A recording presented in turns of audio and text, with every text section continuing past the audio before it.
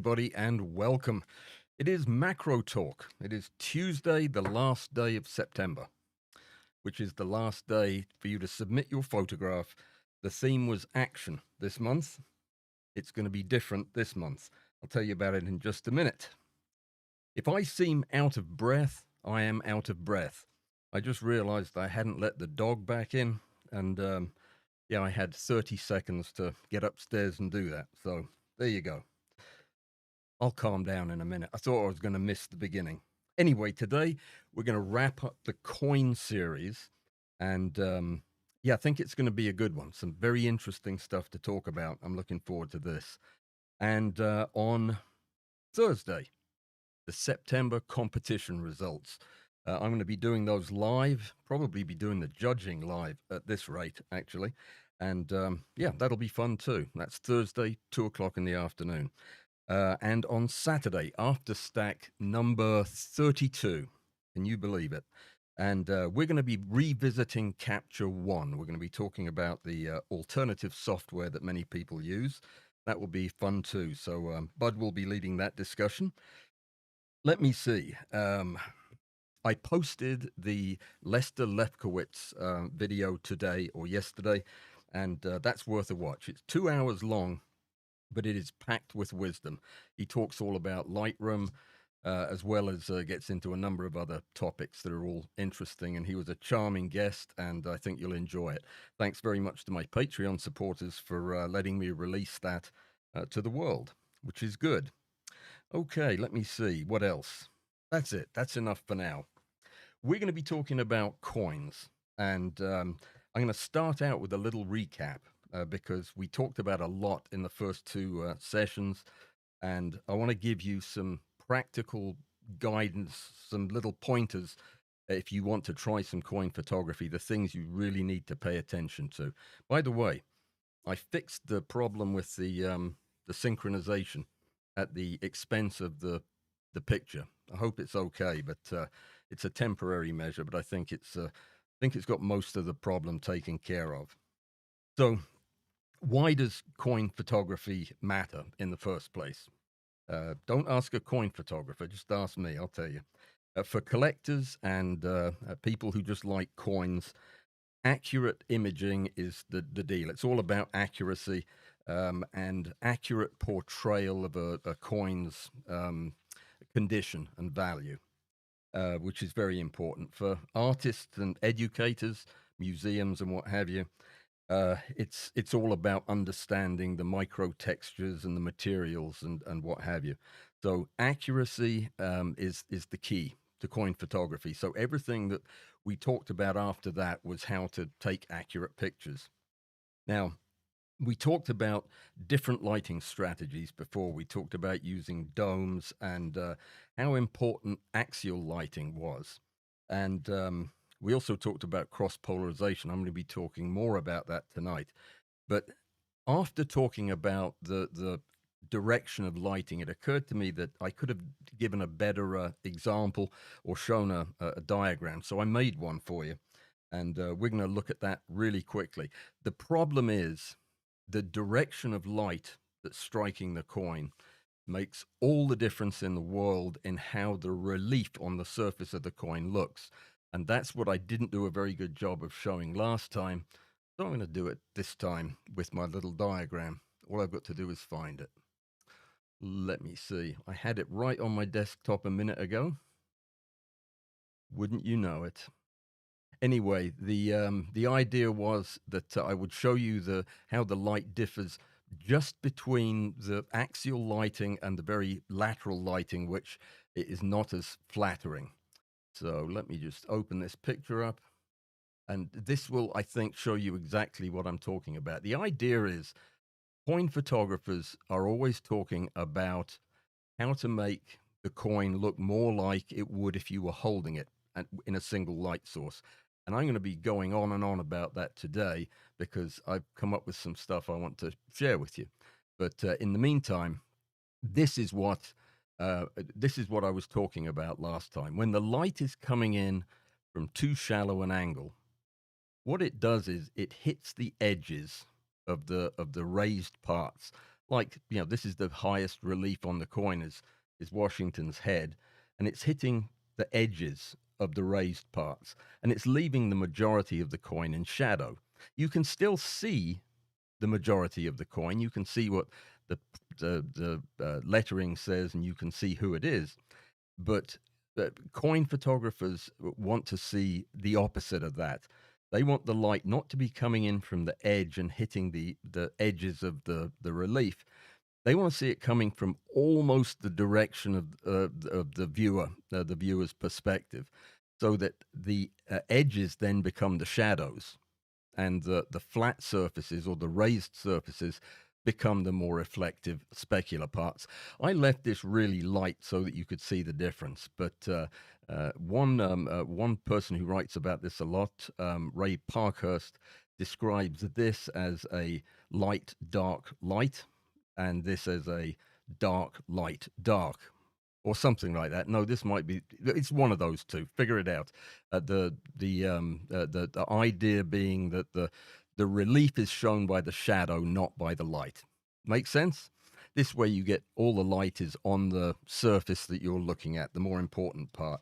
And we'll be talking about that in some of these advanced techniques we're going to cover today. Um, Post processing is all about balancing fidelity, the true nature of the coin, with the presentation, how you make it look, and depending on who you talk to, you'll get a completely different answer on what's more important. So, a summary of the actual process of taking pictures is worth a mention. The setup, the camera rig you use is very, very key. It has to be stable. Um, the kind of details that you're photographing here, they it's not quite the same as photographing an insect, where slight differences in the way maybe the edge of an elytra looks may not be terribly important in the great scheme of things. But if a scratch is not visible on a coin where a scratch belongs, that's a problem. So you do have to have an absolutely rigidly fixed vertical setup.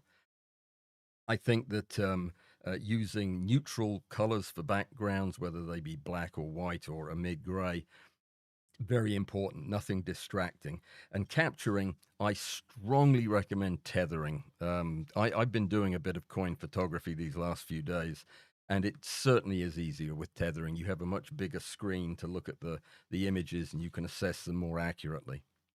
You have to have, if you're not using tethering, live view or an extra screen is really important so that you can see where your lighting is working and where it isn't. Every now and again, you'll need to focus stack a coin, especially if you're doing a high magnification study of a part of a coin. If you're trying to look for some kind of minting mark or something, and you have depth there because of the relief, and you're using a microscope objective, you might not be able to see the whole thing unless you have several stacked images at different focal depths. So bear that in mind, but it's usually not necessary if you're using a macro lens on a vertical stand, and you can probably push your f number up to 8 or so and still be okay. Though usually you'd want to be using your camera at your lens at the absolute sharpest, the ideal aperture, which may be closer to 5.6 or 4. Okay, the processing workflow: always shoot your coins in RAW, and always get a good white balance. Use a balance card and make sure you're getting correct color. Uh, Correction of reflections. If you are trying to correct reflections in post, you've done something wrong in the capture.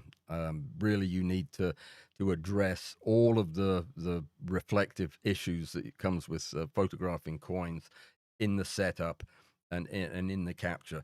If it comes down to it that you have to clone parts of coins to get a non-specular coin, or heaven forbid use any kind of regenerative fill, or generative fill, I should say. Yeah, that's not going to fly well with coin enthusiasts. And it's probably also worth thinking about the naming conventions that are used when these coins are archived, so that you have a reference that will help you find a particular coin because it's using the same naming convention that everybody else does. Um, which brings up an important point. If you have not read my blog post, which has the instructions for the competition this month, and I've already forgotten what it's about. It's a good topic. I'm excited about it. It came to me just the other day. I'll remember in a minute. But one of the rules I put in there, and this is from now on a real rule, you have to use the naming convention. I just can't deal with that anymore. This will be this competition last month will be the last time I let it slide. But after that, no, that's important. So naming convention for coins and for my competition. Um, Positioning is super important as well. I mean, you have to have the coins positioned using the same conventions that collectors use. And if you're a coin photographer, you know what these are. And we won't belabor the point. But that is the stuff you really need to remember is to shoot in a vibration free environment, and that's going to get even more important today when we talk about some of the advanced techniques, because they're fascinating. One of the things I love most about this job is I will be frequently challenged by an idea or a concept that I read about that I didn't formally know about. And in the process of reading about some of the things that coin photographers are doing, I read some stuff that really got me thinking and got me quite excited enough, in fact, to start designing a project that I'll tell you about in a few minutes. That I want to try with things other than coins, but also probably with coins. I'll tell you about that in a minute. In fact, I'm going to tell you about it right now because it's the first thing that I've listed as an advanced technique, and it's probably the most interesting lighting innovation that I've heard of in a long time. It's not something I've ever used before. You know that I've done photogrammetry before and done 3D modeling of fairly small subjects. But what I've never done is this reflectance transformational imaging, RTI, which goes along with polynomial texture mapping. Lot of names, but I'll explain it in just a minute because it's really quite simple. And this was so interesting to me because I had a conversation. Are you following any of this? It's complicated, I know. I was talking to Rick last week, and we were talking about a lot of the science behind this. And it was Rick that told me about this concept of coin photographers wanting to emulate the idea of having a coin in hand. That's what they call it, so that they can examine it under a single light source and get all kinds of detail out of moving the coin in the light source. And I thought, gosh, there has to be a better way to do that. There has to be a way, at least, to copy that other than with a single two-dimensional photograph. I get how using the dark light dark technique that I just showed you with the coins gives you a little bit of that, but there must be a better way to get a lot more information than that with all the technology we have. Well, that's what RTI and PTM do. And in a nutshell, this is what it involves. You capture a bunch of photographs of the face of a coin or the back of a coin. You have to do it with both, actually, if you're going to make a 3D model. But we'll stick with the basics here. You capture loads of pictures of the coin with light that is coming from distinctly different directions in every frame. Now, how in the world would you do that? Well, that's what I'm designing in Fusion right now. It looks like a salad bowl. In fact, it could be a salad bowl, except the dressing would leak out the bottom. And in it are 64, I think, 64 LEDs, individual LEDs. And each one of them is wired separately. so that it's programmable, meaning you can turn it on and off by itself. You don't have to turn on the other ones, so that you can run this whole thing through the computer and have the light change one LED to the next all the way around the bowl at all different levels and capture the images at each of them. If that were then all processed into a single image using software that's designed for this purpose, what you could end up with would be an image that you could move and watch the light shift across it. And not just watch it move, but watch it move accurately, exactly as it did when you captured it with the individual LEDs. It reveals more micro relief than the best imaging can, the best imaging by itself, because as the lights shift, the shadows shift, and all of the three dimensionality of the microstructure on the coin becomes evident. And it reveals the tiniest tool marks or faint inscriptions or anything that may be in there that's important to a collector. And it's probably the most exciting interactive kind of imaging that I've heard about in a long time. Photogrammetry, by the way, if you were wondering, is is very similar, except that instead of moving the light in relation to the subject, you're moving the camera in relation to the subject. So in photogrammetry, we move around a subject, taking photographs or stacks of photographs from all different angles, and then we put them together in the computer, and we come up, instead of a two-dimensional picture, we come up with a real 3D object that we can manipulate in space. In fact, the images that you come up with doing this RTI process are actually 2.5D, because you really do have some a very legitimate demonstration of the depth of the relief on the coin. So by moving the lights like that and doing it very accurately, and you have to do it very accurately, I'll tell you about that in a minute. It's one of the best ways, I think, to get the most accurate information about the surface of a metallic object or a shiny object. Definitely doesn't work for everything, but I tell you, it works for enough stuff that museums and universities all over the world are using this technology for investigating, these objects, flat metal objects. Um, and the drawback, well, I'll tell you what, if I have time at the end, I'm going to walk you through what all it involves to build one of these and do RTI yourself, because it's a real challenge. I don't know if I'm going to be able to do it, but I've got a roadmap I'm going by, and we'll talk about that.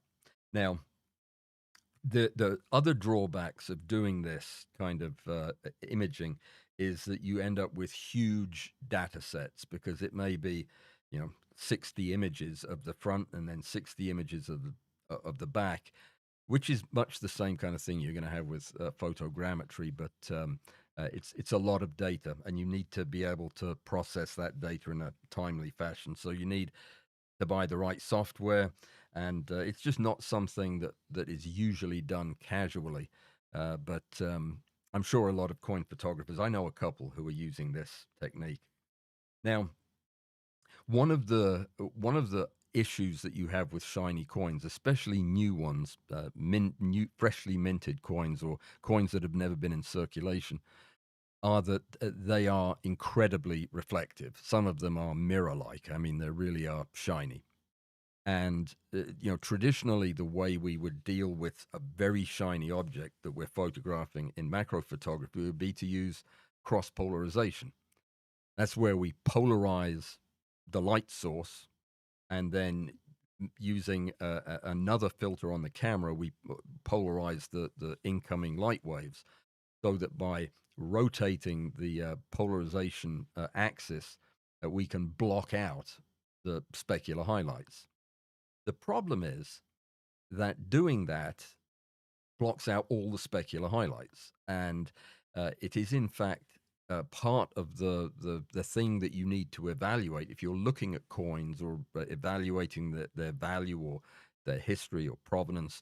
You need to see that shininess. It's one of the things that people look at when they look at coins. So oftentimes, coin photographers will use a a, a, a more technically challenging kind of reflection suppression technique that involves manipulating the Brewster angle. I think we've talked about that. This has nothing to do with that excellent film with what's his name in it. Can't remember his name. Brilliant film. Um, it'll come to me in a minute. It's something more scientific than that. The Brewster angle is the light angle, the angle that the light, they call it the incident angle, the angle of incidence, the angle that the light hits the coin. Um, that is not reflected back, but is instead transmitted forward. At that angle is called the Brewster angle, and it's when the light is polarized that's hitting the coin. Now, with metals, it's a little different than it would be with glass or really, really highly reflective surfaces. But I guess some coins can get close to that. But the idea is that by polarizing the light to photograph coins and then tilting the coin or the light uh, to an approximation of the Brewster angle, you can suppress some of the specular reflections, but not necessarily all of them. It would be dependent on where the angle lay. You see what I'm saying? It's a way to very effectively suppress the reflections you don't want, while leaving in some of the reflections you do want. So with proof coins, or that's the name I was trying to think of, or mirror-like finishes on anything, very shiny medallions or medals, the glare can just completely destroy the details. But using this Brewster angle manipulation, you can save the brightness of the coin without washing out all the detail. That's the key to it. The flatter the coin, the lower the relief on the coin, the better that technique works. And you're going to trade some intensity for the reflections. You're going to lose a little bit of the detail um, in using that lighting, but it's not much.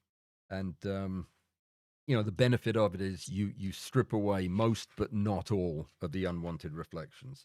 Very clever idea. And so the thing that we're talking about, if we're not doing Brewster but we're doing this RTI, the the way we do it is to take advantage of the multiple directions of the light, but each of the light sources is also polarized, so that not only can we control which light is shining at any given time, but we can be sure that that is in one polar axis when it hits the coin, when it hits the subject, whatever it may be. That is incredibly useful if you think about the fact that when we were looking at these coins with the different light direction, when the light is coming from laterally from the edges of the upside down salad bowl, then the light will be grazing light, and it'll hit a lot of the edge inscriptions and the die cracks and the rim details that are so important. You'll be able to see that. And when it's coming from the top, when it's coming from the base of the salad bowl and straight down, then the light's going to be picking up all the surface detail, and you get this multiple effects of light of the lighting, all encapsulated in one computer generated image of the coin, so that when you manipulate it on your screen, you can tip it to look at the edge and see it as if the lighting were coming from the edge. In other words, do exactly what you would do if you were holding the coin in your hand. Very, very interesting. So you can look at you can look at the coin like you'd look at it from the edge or from the top or from anywhere else, and with a couple of other steps, you'll also be able to look at it from the back, and that's kind of what got me excited about it. But that is probably That's probably the most interesting and exciting development. Though I'm sure that there are others, and it is one of the few that's actually attainable by human beings. I don't think the hardware is going to be too hard to make. It's going to be a bit boring and repetitive to get it all wired up, but I don't think it's too hard to pull it off. You're going to spend some money on software though, and we'll talk about that in a minute. What about looking at just parts of the coin? If you want to really get into looking at particular marks or scratches or if you have a forensic interest in coins, that would be really pretty boring. But anyway, if you wanted to use a microscope, coins do pose certain issues that you'd want to be aware of. Um, Coins, for one thing, obviously, are not flat, and depth of field will become an issue when you're starting to use microscope objectives on these coins. There's going to be a big difference between being in focus on the top of the relief down to the base of the coin. And that can be for big, I've seen some big foreign coins and medals that probably have a couple of millimeters. And you know how far that is, 2,000 microns. That can be a big stack if you're stacking at the kind of resolution we like. So usually or often, if you're trying to get into the real details, a macro lens isn't going to do it. You really are going to need a microscope objective, and they're great for the hairline cracks and tiny features and surface toning and what have you. A thing that's worth pointing out is that not all, but some finite objectives, older microscopes use finite objectives that just act as the entire lens system, except for the eyepiece. The only thing that you need to be sure of is that the objective is separated from the eyepiece by a specific number of millimeters. It's designed to work at 150 or 160 millimeters. When you do that, that's all you need. The more modern, more expensive lenses use an infinity corrected system whereby the the the objective itself produces a parallel flux of rays that come out the back of the objective that will then need to be focused onto your sensor by a relay lens or a tube lens. Very different systems. The issue is with some finite objectives, the field is not flat, or not as flat as it would be with, say, an enlarger lens or a finite objective. Finite objectives seem to be flatter from corner to corner, and when you're working on coins and the kind of accuracy that you're looking for, you want your image to be flat from corner to corner. So I would think in terms of using an infinity corrected microscope system if you can. Another thing that's worth mentioning is telecentrics. We talked about them before. Uh, Telecentric objectives do not change magnification as you change the depth of focus, which means that you can move around in depth without the image breathing, without the coin getting larger or smaller, and that is very useful if you're trying to measure the features in three dimensions on a coin. The lenses, however, are big and they're expensive, and yeah, they uh, usually have a limited aperture range, but mostly they're just darned expensive. Now, we tried to make one. I don't know if you remember this, with a macro lens and a I believe we used a macro lens and a diopter, or I can't remember, another prime lens maybe, but it didn't work because I didn't have the right kind of lens. There are a couple of lenses that will let you do this, but yeah, telecentric optics is kind of out there. Um, if you can afford it, then possibly, and if you're big into coin photography, of course, you could use a standard macro setup for most of it and just pull out the telecentric lens when you need it. Um, yeah, but that would be a big drawback. There are other spectra that you can image in that we don't talk about this too much in macro photography. I know a lot of you do it and a lot of you are experienced with it, but uh, photographing stuff in the ultraviolet spectrum, for example, is very interesting. And with coins, it can reveal residues on the coins, surface cleaning and toning. Things that are done to coins can show up in UV photography that don't show up in any other way. So that is definitely one thing that a coin photographer might want to have. You need to have a UV capable light source, either an LED that's prepared that way, or a mercury, one of those high discharge bulbs. Um, you also have to have a camera that's had the UV blocking filters yanked out of it. So a converted camera is also necessary, and that's not cheap to get done either, because most modern lenses that you would use actually block UV light as well.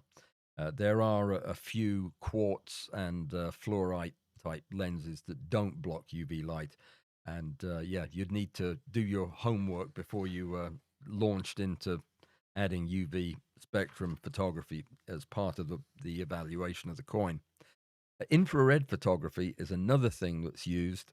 It has an ability to actually get through surface patinas, so that you can see through corrosion on the surface of the coin and see structures underneath it, which I didn't realize that you could do that. But it's great for detecting if alterations have been made or if the coin has been mucked around with. And you'd need to do this with a converted camera as well. Or you could use a mirrorless camera that has an IR pass filter. But I think most people actually get their camera um, processed, fixed to do that. I don't. I've never done any IR photography. That sounds interesting, though. Another kind of imaging that you may have heard of or seen examples of is false color imaging.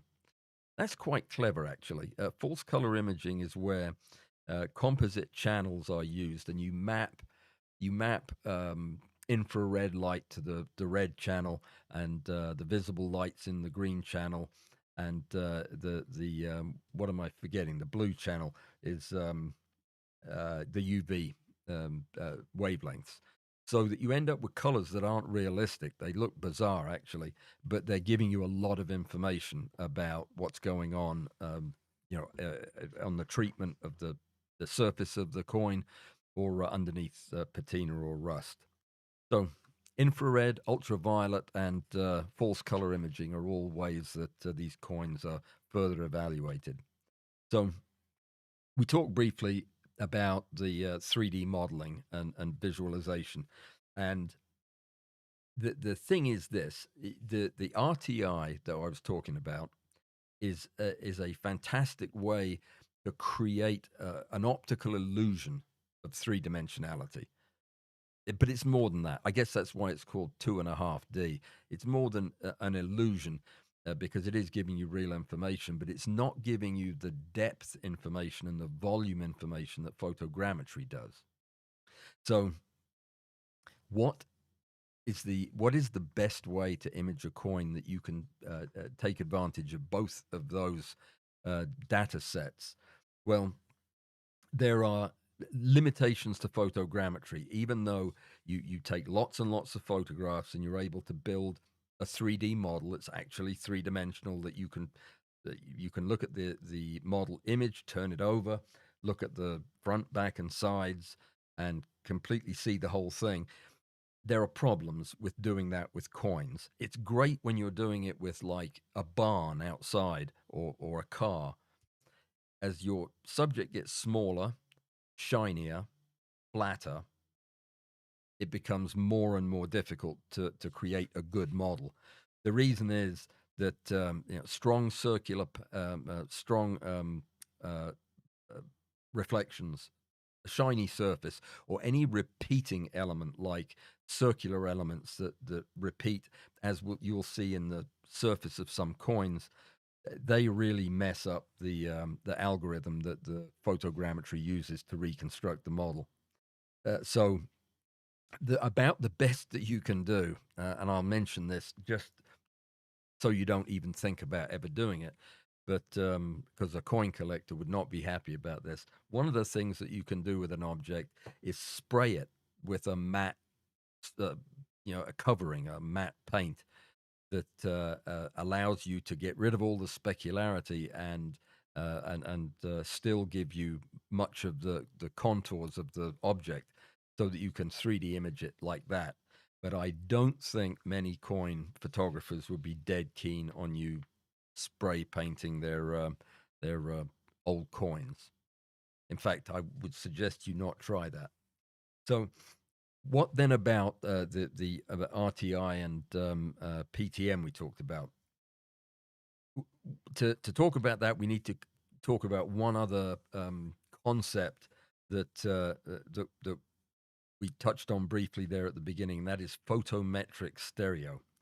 Photometric stereo is moving the light basically, and the RTI and PTM, which I'm just going to call RTI from now on, that is a relightable image that you get from processing those images that are shot in different lighting.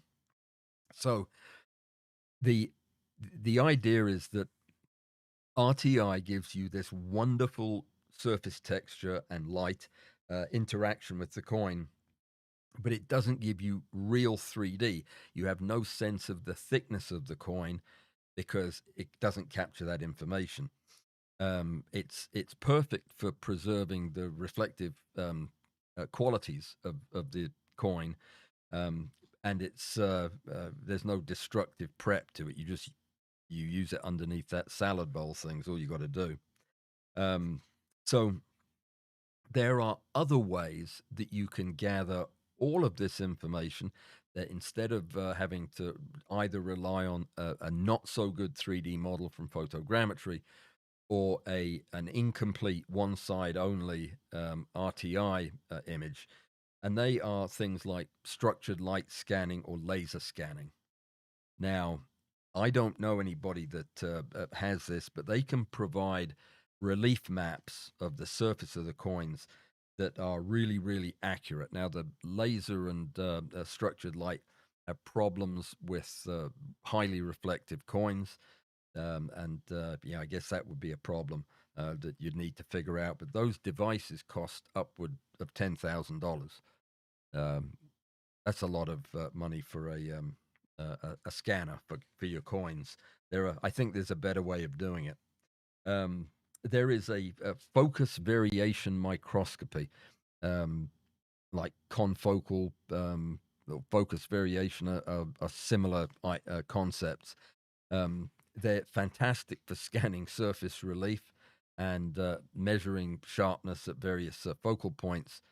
They're very accurate, and they only cost 100 grand or 200 grand for the machine.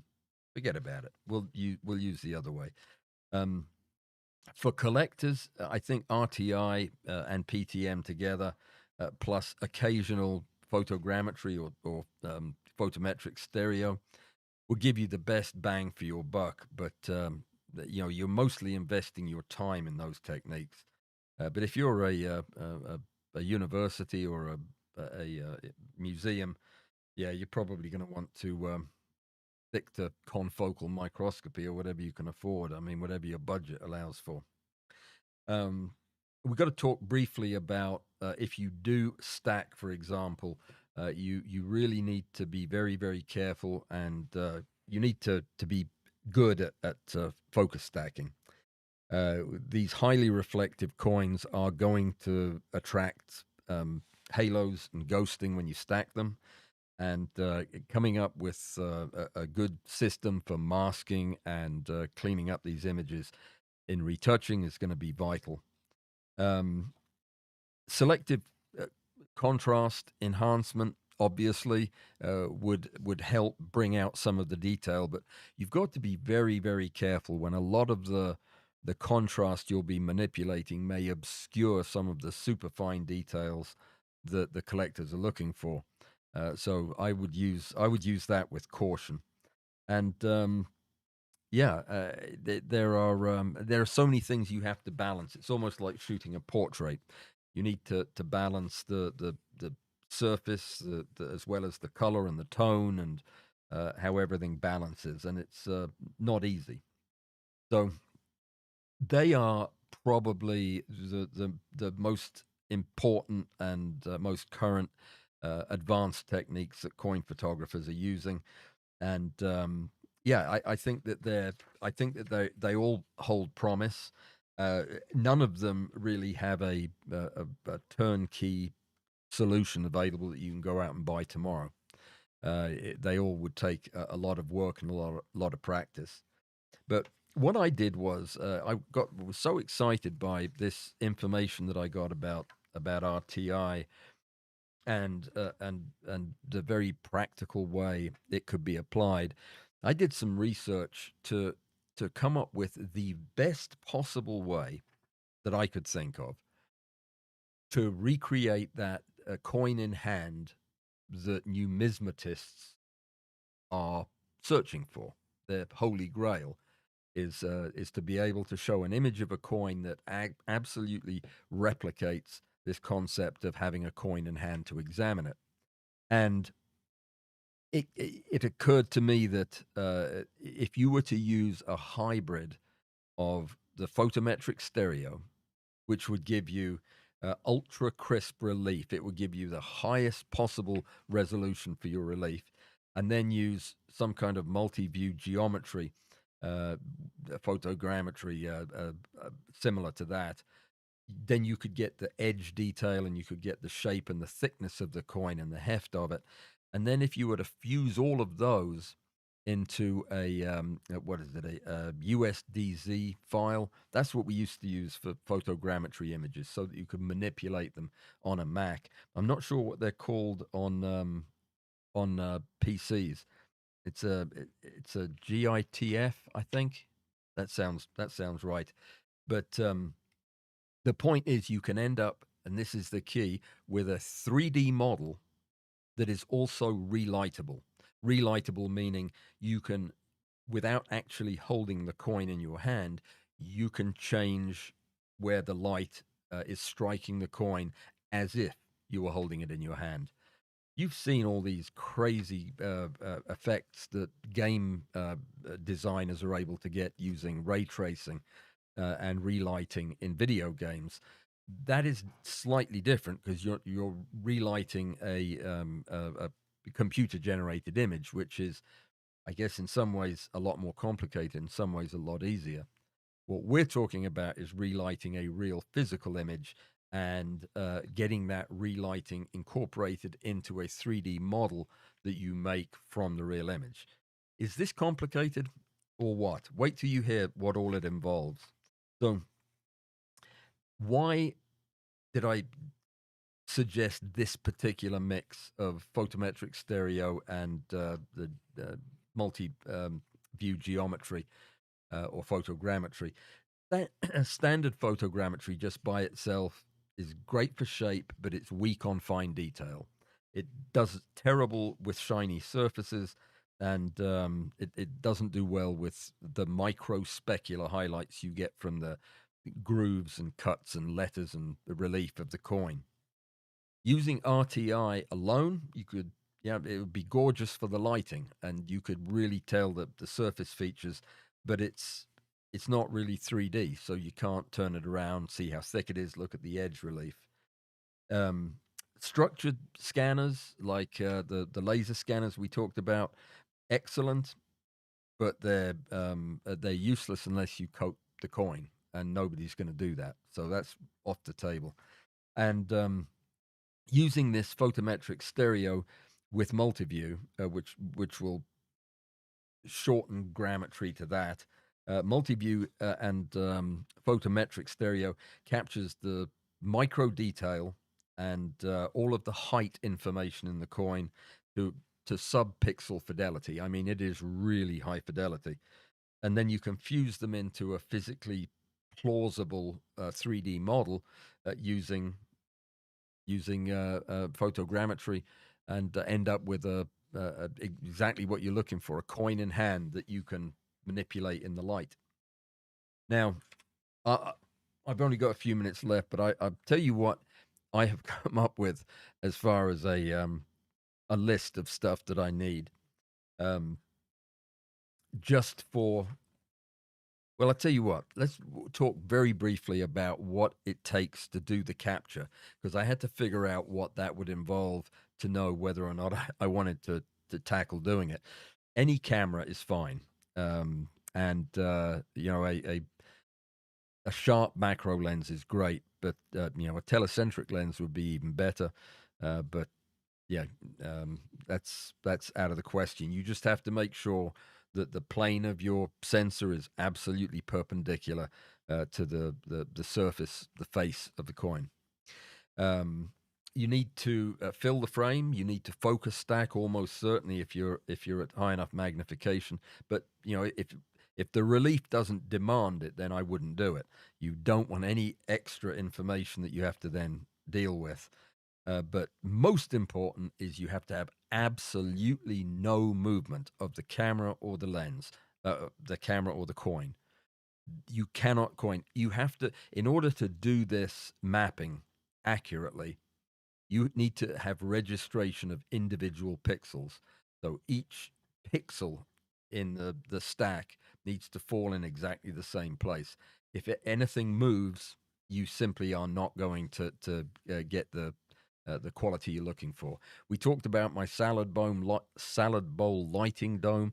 The one I'm making has 64 LEDs in it, and they're each independently addressable. So yeah, the thing has to be cross polarized. So each of the little I'm putting the LEDs in a little depression that has a slot. I'm not describing this very well. You can slide in tiny squares of polarizing material that will slide in and hold there over each LED, and they're all oriented in exactly the same direction. So I know that which way they go in. I clip one of the corners so that I know which direction they polarize in, because that's got to be the same. Um, anyway, it's just going to be a lot of picky work. I haven't even finished printing the first section of it. I've had to make my salad bowl in pieces because my printer's not big enough. But yeah, it's if worst comes to pass, I've got a hat that I can wear. It's a bit tight, but yeah, I'll find something to do with it. Um, calibration, the light needs to be calibrated. All the lights need to be directed absolutely to the center of the hemisphere that the device forms. That is really, really important, because the software won't know what to do with the lighting change unless it is directed towards the center of the bowl precisely.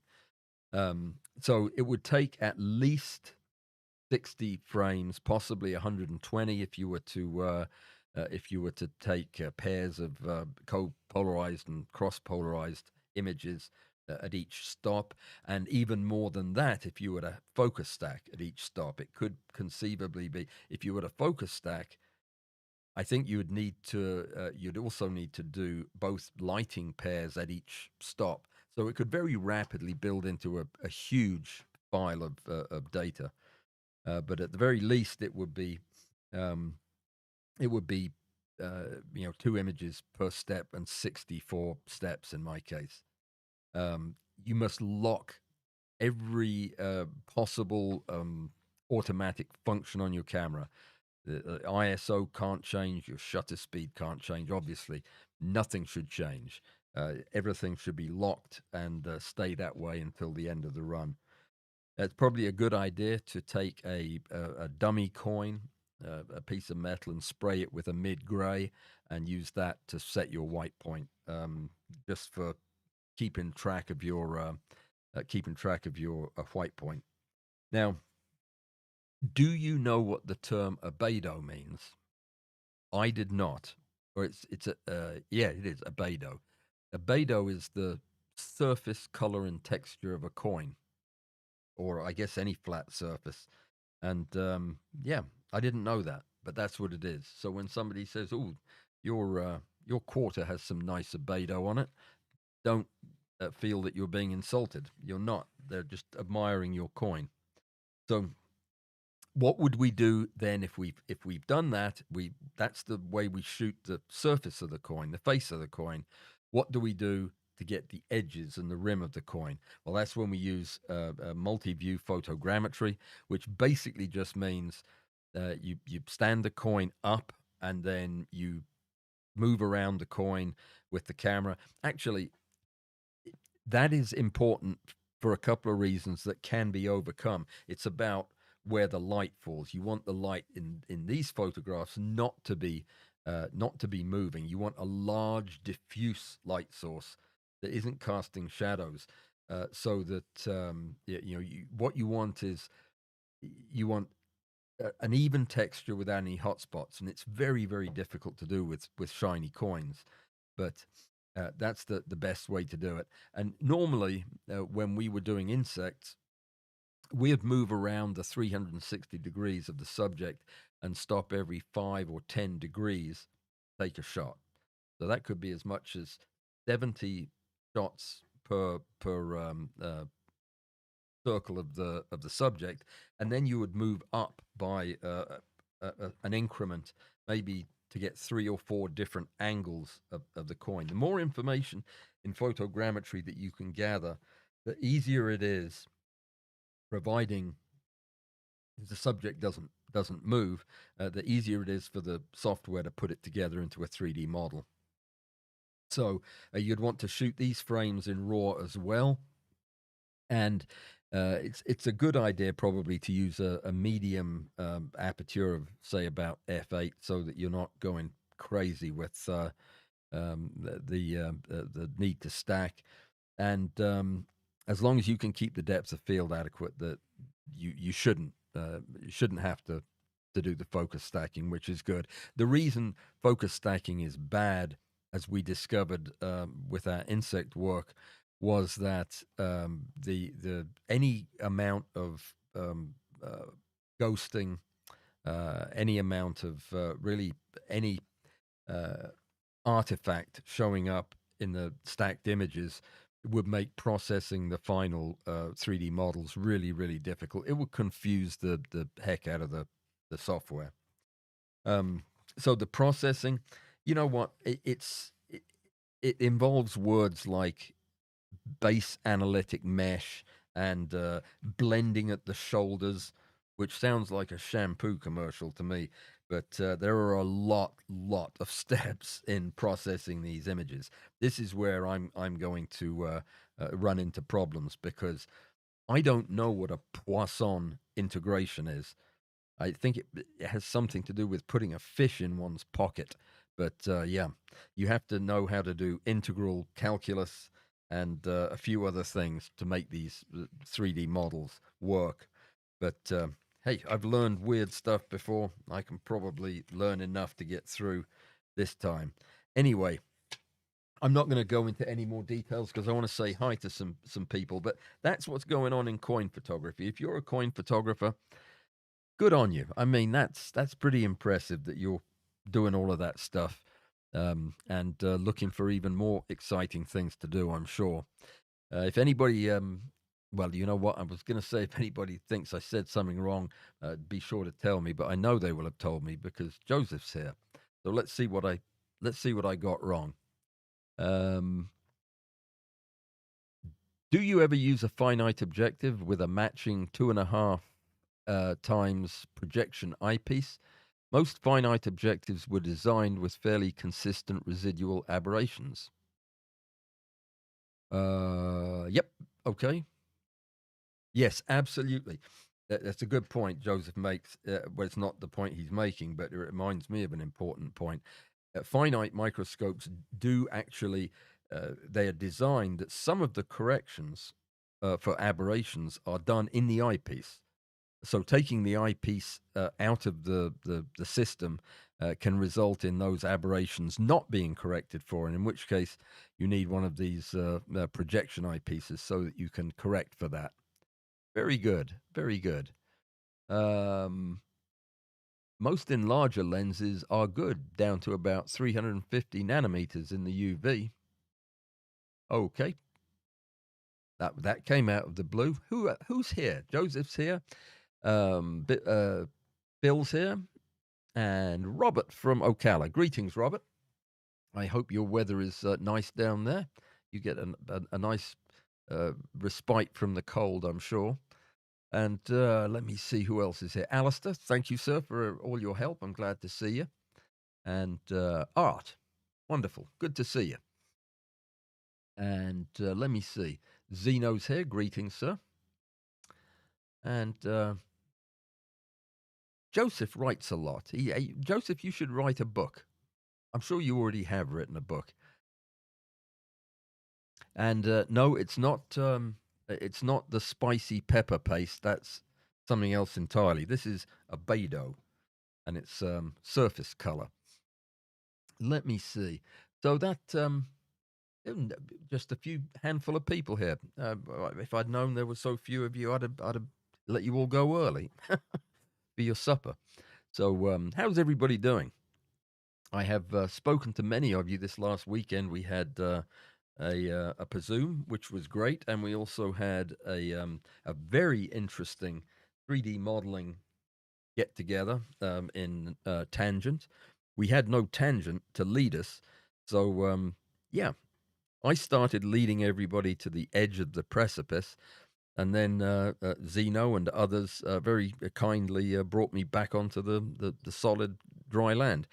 I learned a lot about parametric modeling. Not enough to get out of trouble with the thing I'm trying to make now. It's proving quite a mess, but I thoroughly enjoyed it. That will be available for anybody to watch who is interested in that kind of thing at some point in the near future. I mentioned that I released the Lester Lefkowitz video. He came on to Presume 2 weeks ago, and he led the discussion. In fact, he made a presentation, a very thorough presentation, all about file management in Lightroom. Now, there were some things about the points he was making that I wasn't completely in agreement with. Keeping all of one's pictures in one bucket, for example, made me a bit nervous. But aside from that, I thought his approach was very rational, very reasonable. It certainly works for him, and you know it might well work for many of us. I'm going to certainly try some of it. If you haven't heard that discussion, it's worth it. The thing went longer than I expected because he had some fantastic stuff to say and great slides to share with us. I urge you to go take a look at that. It was released 2 days ago. I did not cut much from it because I really didn't want to. It was one of those talks where every line had something worth keeping. So that is available for you. When he was on with us, he told us about a trip to Florence that he's doing next year, a photography trip. It occurred to me that if I could get 8 other people, 9 of us could go, and it wouldn't be room for anybody else. We could basically take his trip over. Can you imagine what that would be like? 9 of us with Lester in Florence for a week. Yeah, sign up for it. There's a sign up list somewhere. Do it. All right, guys. It is yeah, it's 8:59. So we are gonna quit early. Let me know if the microphone was okay. I know it was a bit quiet, but yeah, I was afraid to turn it up anymore in case. Well, we'll see what happens when I do this. That might be a bit too loud. I don't know. I am not an audio engineer, as you have figured out. Thursday competition results. I have not looked at the pictures. Oh, I was going to tell you what this month's competition was. If you if you've read my blog post, you already know what it is. But I'm going to have to find out, or I'll feel like such a fool for not knowing. Oh, come on, what is it? I can't remember. That is terrible. Somebody remind me. Joseph says, if you want to do that, ask Lester about booking a custom trip. Heck yeah. All right. I guess I'll look it up and then I'll feel foolish as far as next. Oh, no, I've got a picture of it. Hold on just a second, chaps. Let me find my. I've got a cover for it already under competition. And there it is. October 2025 product. It's product photography. I knew that. I just wrote an article on it. Product photography. Read the instructions in the blog post, though. That's important so you don't do anything wrong. Product photography. See you guys on Thursday. Have a great evening, everybody. Thank you for coming. Stay safe and be well.